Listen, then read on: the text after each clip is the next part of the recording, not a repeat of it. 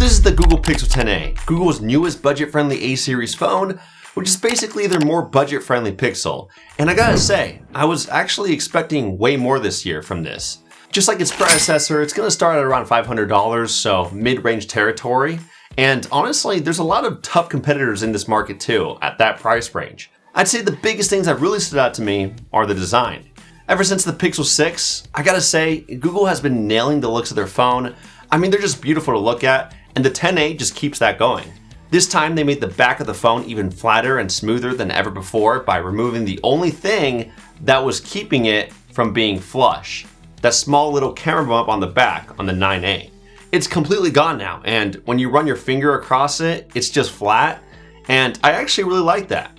Not many phones these days just do that anymore, where they just have a completely flat back to make it perfect to use on a table without any wobbles. Now, realistically speaking, I mean, most people are gonna throw a case on their phone anyway, which makes it flat no matter what. But still, props to Google for getting rid of that wobble that none of us like without the case.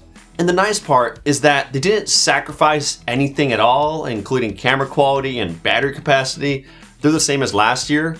They've also leaned into using more recycled materials this time around too, which is also, I mean, it's nice to see. The aluminum frame, for example, is 100% recycled, and the plastic cover on the back is 81% recycled too. But even then, when I held it, it didn't feel cheap at all. It actually felt solid to hold, and I had a nice time using it with one hand. Plus the flat sides and flat display were nice too, made the phone look really clean. As for colors, they've got some new ones this year. They're kind of like darker, richer versions of last year's shades. You've got Fog, which is this soft, whitish green. Obsidian, which is basically light black. Berry, which is a super vibrant red. And my personal favorite, Lavender, this really nice looking blue. Definitely not boring colors at all. And of course, Google's got matching silicone cases if you want to keep the same vibe going. From there, you've got a few new updates. I'll be real with you though, most of the phone is pretty much the same as last year's, but here's what's actually different. First, the body is slightly smaller, and I mean slightly. It's also technically 0.1 millimeters thicker, which is basically nothing. At the same time though, it's actually a bit lighter too, like 3 grams lighter. So yeah, when holding the phone, you're not gonna really notice a difference unless you're analyzing it under a microscope. It felt really solid when I held it, and it did feel really similar to the Pixel 9a, in my opinion. Plus, for those wondering, it still keeps that IP68 water and dust resistance, so no worries there. And since the body of the phone is almost identical to its predecessor, so is the display.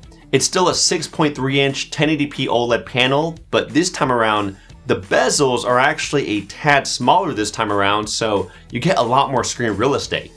Here it is side by side with the 9a. It's a super subtle change, but it's there. The screen also has a nice brightness bump, up to 3000 nits peak brightness. That's about 11% brighter than the Pixel 9a. Plus, they've upgraded the glass to cornering Gorilla Glass 7i instead of cornering Gorilla Glass 3, so it's a bit more durable now. Now before moving on, even though Pixel cameras are great, lately I've been really loving creating and posting content with smart glasses. Being hands-free just changes the game, and out of all the options out there, the Mentra Live, the sponsor of this video, has recently been my go-to because it's got an open source software and certain advantages over the competition. Now, of course, like most glasses, you can capture videos and photos hands-free with a camera lens on it that's 12 megapixels, but what's really making them stand out is that these are the only smart glasses that let you live stream to literally any platform.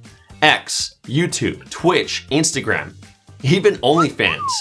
Yeah, pretty crazy, right? Most other glasses don't even stream at all, or if they do, like the Meta Ray-Bans, you're stuck with just Instagram and Facebook. That's it. I tested the Mentra Live on X and it worked perfectly. Just walking around, streaming hands-free, and the footage was totally stable too. Oh, and they're also the only smart glasses with an actual app store. They run on this open source software called Mentra OS, and there's a built-in mini app store where you can grab all kinds of stuff. AI note-taking tools, poker probability apps, proactive AI assistants, you name it. And of course, they've got a speaker on it too, so you can listen to music, take calls, all that good stuff. And they're even really light too, only weighing 43 grams. So I can wear them all day and not even notice that they're there later on. So if you're a content creator, a live streamer, or just someone who wants a solid pair of smart glasses, I definitely recommend checking out the Mentra Live. I'll drop a link down below if you want to grab a pair for yourself. Anyway, back to the Pixel 10a. Battery-wise, it's the same as last year, 5,100 milliamp hours of capacity to be exact, so no upgrade there. However, charging is a little faster this time around. For wired, it goes up to 30 watts instead of 23 watts, and then for wireless, it bumps from 7.3 watts to 10 watts. So yeah, technically faster, but not by a huge margin. Personally, I would have liked to see at least 45 watts, like what you get on the Pixel 10 Pro XL, but hey, at least it matched the standard Pixel 10. What it doesn't match though is that the 10a doesn't come with Pixel Snap, which is basically Qi 2 wireless charging with magnets. So unlike the Pixel 10, you can't magnetically attach it to something like a MagSafe stand, which kind of sucks. Now performance, I'm not gonna lie, this is where I was a little disappointed. They didn't really change anything here.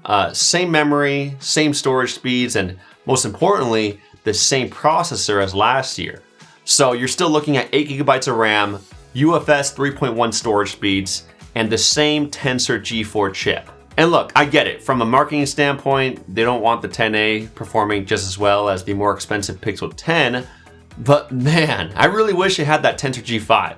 With that chip, everyday tasks are around 35% faster, and AI-related stuff can be up to 60% faster. And when I was using the Pixel 10 Pro XL, I genuinely noticed the difference compared to the 9 Pro XL, especially since these phones lean so heavily into AI features now, especially within the cameras too. And on that note, hardware-wise, the two cameras on the back of the Pixel 10a have the same setup as before. A 48 megapixel main lens on the back and a 13 megapixel ultra wide. And then on the front, it's still got that 13 megapixel camera lens. No changes there. But you do get a few new software features that came with the Pixel 10. One of them is Auto Best Take, which automatically makes sure everyone in a group photo looks their best. So if your friend blinked or they turned their head in the wrong direction, AI will try to fix it for you automatically. You also get Camera Coach, powered by Gemini, which gives you tips while you're shooting, better framing, better angles, posing ideas, that kind of thing. And one of my favorite Google Pixel features is that Gemini is built directly into the photo editor too. You can literally just type out what you want changed, like maybe the color of a shirt, or you can remove windows in the background, and it'll just do it. No need to dig through a bunch of editing tools just to figure out what everything is called. And surprisingly, that's pretty much it for the new software exclusive features found within the camera this time around. It's the same as the Pixel 10. Outside of the camera too, you also get this new satellite SOS feature, which also came with the Pixel 10, which I'm really grateful for. It basically lets you connect to a satellite to reach emergency services if you don't have Wi-Fi or a cell signal. But beyond that, there aren't any new software features that Google introduced. We've seen them all in the regular Pixel 10.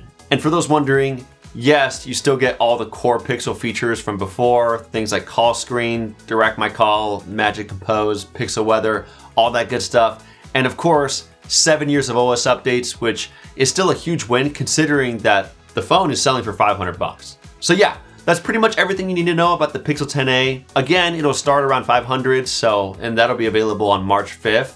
Would you pick one up, even though the changes are pretty minimal this year? Let me know what you think in the comments, and if you want to keep watching, tap this video to see every Pixel exclusive feature that you might not even know existed, or even tap this one if you want to learn about how to completely stop spam on your Android. Either way, I appreciate you sticking to the end, and I'll catch you guys in the next one.